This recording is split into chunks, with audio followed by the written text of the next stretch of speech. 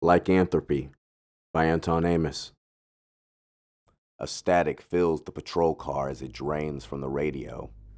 We got a 1091B on Foster. Any officers in the area want to check it out? 10-4. Sirens howl through the night air as the car stops and shifts direction.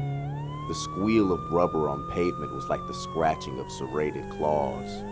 The officer bolts through the city streets, veering through lanes like a pack in a dense wood. The vehicle screeches to a halt as it approaches the residence. Just made it to that 1091B. Everything's looking fine from the outside. Gonna take a closer look. Be on standby. Copy that. Bit by bit, the officer gradually makes his way to the front door. Knocking lightly, the door creaks open, giving him access to the home. With suspicions on high alert, the officer reaches for his hip and slips through the front entrance.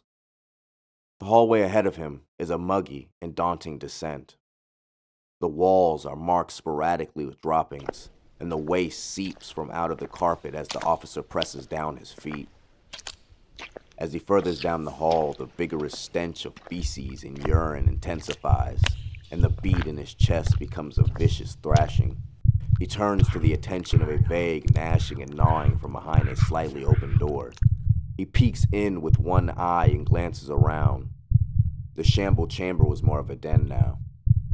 Walls were marked. Furniture was clawed and maimed, and grime and gristle seemed to grow through every crack and corner of the dwelling. Continuing to inspect the room, the officer notices something moving in the corner. He is petrified to see a man bare gorging on the body of a decomposing woman. The man was covered in fine hairs and scraps of people's flesh.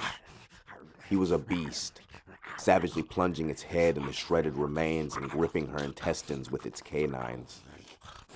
Unable to control the sickly uneasiness crawling up his throat, the officer retches, startling the beast. It takes a moment from its meal to survey. It sniffs,